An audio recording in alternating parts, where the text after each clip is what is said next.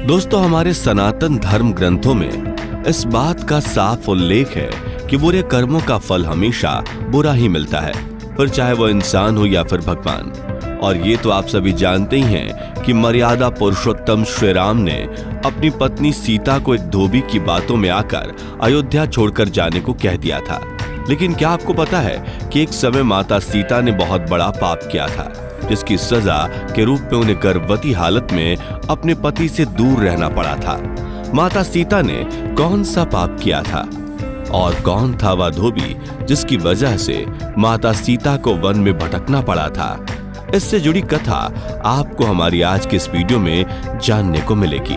Video काफी ज्यादा interesting होने वाली है, इसलिए अंत तक हमारे साथ जरूर बने रहिएगा।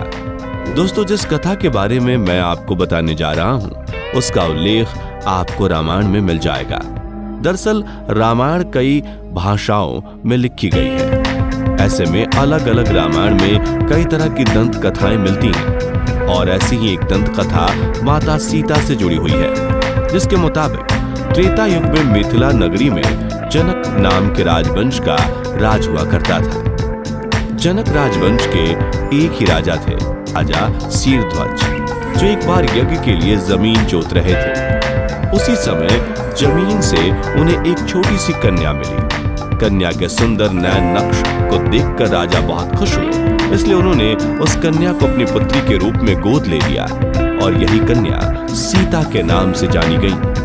जब सीता थोड़ी बड़ी हुई तो एक दिन वह अपनी सहेलियों के साथ अपने महल के बगीचे में घूम रही थी। तभी अचानक उनकी नजर एक तोते के जोड़े पर पड़ी, जो देखने में बहुत ही ज्यादा खूबसूरत थे। तोते का वह जोड़ा एक पेड़ पर बैठकर सीता जी के बारे में ही बातें कर रहा था। उनके मुख से अपने भविष्य की चर्चा सुनकर सीता जी को बड़ा आश्चर्य हुआ। कहते हैं कि उनमें से मादा तोता बोल रही थी कि पृथ्वी पर श्री राम नाम से विख्यात एक बड़े सुंदर राजा होंगे और उनकी महारानी का नाम जानकी होगा। श्री राम देवी जानकी के साथ कई वर्षों तक राज करेंगे। धन्य है वो जानकी देवी और धन्य है वो प्रजा जिन्हें प्रभु श्री राम जैसे राजा मिलेंगे। एक साधारण तोते के मुख से अपने भावी पति का नाम सुनकर माता सीता अचंभित हो गईं। उन्हें अपने बारे में और जानने की इच्छा जागृत हुई, इसलिए माता सीता ने अपने महल के पहरेदारों को बोलकर दोनों पक्षियों को पकड़ लिया और फिर दोनों को पुचकारते हुए पूछा, तुम दोनों पक्षियों को भविष्य के बारे में इतना ज्ञान कहां से प्राप्त हुआ? तब पक्षियों ने बताया कि इससे पहले हम ऋषि वाल्मीकि के आश्रम में रहते थे, जहां रोज राम और सीता के जीवन के बारे में बताया जाता है, इसलिए हमें उन दोनों के बारे में हर चीज कंठस्थ याद हो गई है। सीता जी ने जब यह सुना तो उन्होंने सोचा कि ये दोनों पक्षी तो बहुत दिव्य हैं, क्यों ना मैं इन्हें बहला फुसलाकर अपने जीवन से जुड़ी सारी बातें पूछ लूं। यही सोचकर माता सीता दोनों पक्षियों से कहती हैं कि तुम दोनों बहुत सुंदर हो। देखो, तुम दोनों को डरने की जरूरत नहीं है, मैं तुम्हें कोई नुकसान नहीं पहुंचाऊंगी। तुम बस मुझे ये बताओ कि राम कौन है और उनका विवाह जानकी से कैसे होगा। तब दोनों पक्षी बताते हैं महर्षि वाल्मीकि रामायण नाम का एक ग्रंथ लिख रहे हैं, जिसमें उन्होंने बताया है कि महर्षि ऋष्यशृंग के द्वारा किए गए पुत्रेष्टि यज्ञ से प्रसन्न होकर भगवान विष्णु मानव शरीर धारण करके उनके ज्येष्ठ पुत्र के रूप में जन्म लेंगे, जो कि प्रभु श्री राम होंगे। बड़े होने पर श्री राम महर्षि विश्वामित्र और अपने छोटे भाई लक्ष्मण के साथ हाथ में धनुष लिए मिथिला आएंगे और वहां शिव जी के धनुष को तोड़कर जानकी से विवाह करेंगे। इतना सुनने के बाद माता सीता उन दोनों पक्षियों को बताती हैं कि जिस जानकी की तुम लोग बात कर रहे हो वो मैं ही हूँ। मैं सीता भी हूँ और मैं जानकी भी हूँ, इसलिए तुम बताओ कि मेरे प्रभु श्री राम कैसे दिखते हैं। इस पर नर तोता माता सीता को बताता है कि श्री रामचंद्र का मुख कमल के समान सुंदर है। उनके नेत्र बड़े बड़े और खिले हुए हैं। उनकी नाक ऊंची और भुजाएं घुटनों तक जाती हैं। उनका गला शंख के समान है और उनकी सुंदरता का क्या वर्णन करूं। उनके गुणों का बखान तो 100 मुख वाला भी नहीं कर सकता। दोनों पक्षी आगे एक साथ कहते हैं, माता जानकी आप धन्य हैं जो आपको रघुनाथ जी की पत्नी बनने का सौभाग्य मिला है। आपकी जोड़ी तीनों लोकों में सबसे अद्भुत होगी। इतना सुनकर देवी सीता पुनः उनसे एक सवाल पूछती हैं और वह तोते का जोड़ा फिर से उनके सवालों का जवाब देता है। और इस तरह से देवी सीता जी सवाल पूछती जाती हैं और तोते का वो जोड़ा जवाब देता रहता है। लेकिन एक समय के बाद दोनों तोतों की बातें सुनकर सीता जी के मन में लालच आ गया। इसलिए वह दोनों पक्षियों से कहती हैं कि जब तक मेरा विवाह नहीं हो जाता तुम दोनों मेरे साथ राजमहल में रहोगे और तुम्हें वहां सारी सुख सुविधाएं मिलेंगी। सीता जी की बात सुनकर तोते का जोड़ा घबरा गया। नर तोता माता सीता से कहता है कि हे जनक पुत्री, हम आसमान के पंछी हैं, पिंजरे में बंद रहकर हम जीवित नहीं रह पाएंगे, इसलिए आप हमें आजाद कर दीजिए।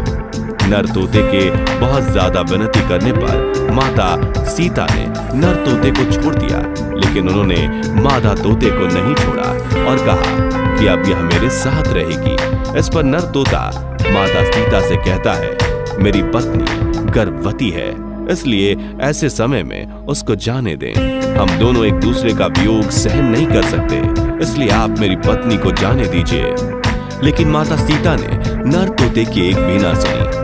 इस पर मादा तोते ने माता सीता से गिड़गिड़ाते हुए कहा, मैं गर्भवती हूँ, आप मुझ पर तरस खाएं, मुझे जाने दें। मैं अपने स्थान पर जाकर बच्चे पैदा करूंगी और आप चाहेंगी तो उसके बाद मैं फिर से यहाँ आ जाऊंगी।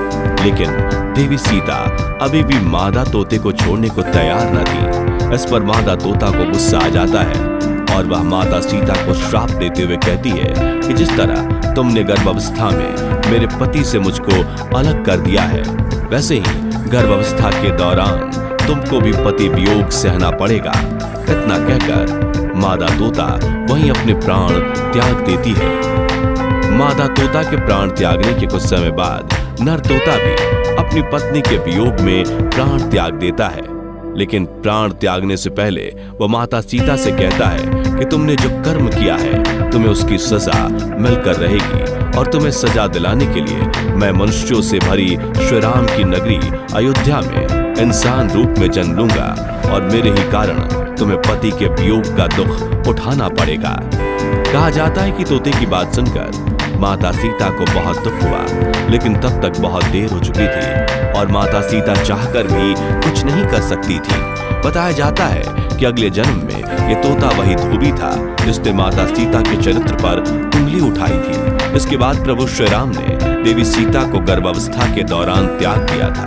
तब माता सीता वन में भटकते हुए महर्षि वाल्मीकि के आश्रम में पहुंचे और वहीं पर उन्होंने लौह कुश को जन्म दिया।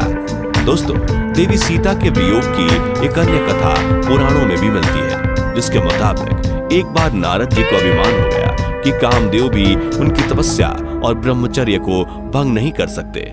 जब उन्होंने ये बात अभिमान में अपने आराध्य देव भगवान विष्णु को बताई, तब विष्णु जी ने नारद जी के घमंड को तोड़ने के लिए एक योजना बनाई। और जब नारद मुनि जाने लगे तो उन्हें रास्ते में एक महल दिखाई दिया, जिसके अंदर की राजकुमारी को देखकर नारद जी मोहित हो गए। यह सब कुछ भगवान विष्णु की माया थी, लेकिन नारद जी को इसकी खबर न थी।